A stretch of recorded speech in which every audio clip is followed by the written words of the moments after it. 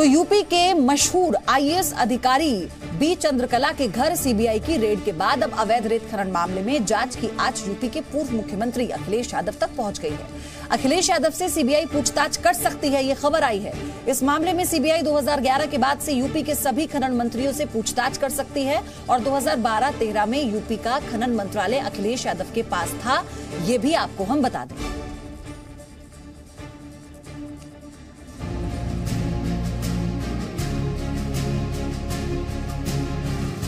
उत्तर प्रदेश के अवैध रेत खनन मामले के जांच की आंच अब राज्य के पूर्व मुख्यमंत्री अखिलेश यादव तक पहुंचती दिख रही है। सूत्रों के मुताबिक इस मामले में अखिलेश यादव की भूमिका की भी जांच की जाएगी। सीबीआई अखिलेश यादव से पूछताछ कर सकती है। साल 2016 में इलाहाबाद हाईकोर्ट ने अवैध खनन मामलों की जांच का आदेश दिया था। हाईकोर्ट ने खनन मंत्रियों की भूमिका की भी जांच का आदेश दिया था।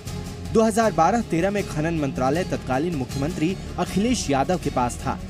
अखिलेश सरकार में खनन मंत्री रहे गायत्री प्रसाद प्रजापति को भी सीबीआई पूछताछ के लिए तलब कर सकती है।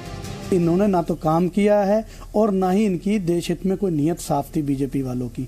तो आज की डेट में विपक्ष को डरा करके इसी काम को करने की कोशिश की जाएगी और दूसरा कोई इनका विकल्प नहीं है। जिस तरीके की इंक्वायरी करा रहे हैं तो करा लीजिए, जनता जान गई है, जनता जानती है कि कौन इसके जो है पक्ष में और कौन इसके विपक्ष में है। अखिलेश सरकार के दौरान रहे कई बड़े अफसर और नेता घिरते हुए नजर आ रहे हैं। समाजवादी पार्टी के एमएलसी रमेश मिश्रा और उसके भाई दिनेश कुमार को सीबीआई ने मामले में आरोपी बनाया है। 31 मई 2012 को यूपी सरकार का आदेश था कि माइनिंग के टेंडर सिर्फ ई टेंडर से ही दिए जाएंगे, लेकिन इस पर अमल नहीं किया गया। आरोप है कि एनजीटी के रोक के बावजूद अधिकारियों और मंत्रियों के मिलीभगत से रेत खनन के ठेके दिए गए। सीबीआई ने अवैध खनन मामले में 11 लोगों के खिलाफ केस दर्ज किया है। जांच एजेंसी ने यूपी और दिल्ली के 14 ठिकानों पर छापेमारी की है। सीबीआई ने आईएएस अफसर बी चंद्रकला के घर पर भी छापे मारे। सीबीआई ने लखनऊ में आईएएस बी चंद्रकला के घर की तलाशी ली। चंद्रकला हमीरपुर और बुलंदशहर की डीएम रह चुकी हैं। चंद्रकला अभी स्टडी लीव पर हैं। सीबीआई ने चंद्रकला के घर से कई महत्वपूर्ण दस्तावेज अपने कब्जे में लिए हैं। जांच एजेंसी ने उत्तर प्रदेश के हमीरपुर, नोएडा, लखनऊ और कानपुर समेत अन्य इलाकों में छापेमारी की। जिन अफसरों और कर्मचारियों पर छापेमारी की गई है, उन पर 2012 से 2016 के दौरान अवैध खनन की इजाजत देने का आरोप है। एनजीटी के खनन पर रोक के बावजूद लाइसेंस रिन्यू करने का भी आरोप अफसरों पर है। ब्यूरो रिपोर्ट, जी मीडिया। विशाल पांडे मेरे सहयोगी हमारे साथ इस वक्त जुड़ चुके हैं। विशाल, ये जांच आखिर में आना और आखिर में करवाना, जिस तरह से विपक्ष अब इस पर सवाल उठा रहा है, इसकी पूरी अपडेट भी आप दें और अखिलेश यादव के लिए कैसे मुश्किलें आगे बढ़ सकती हैं वो भी बताएं।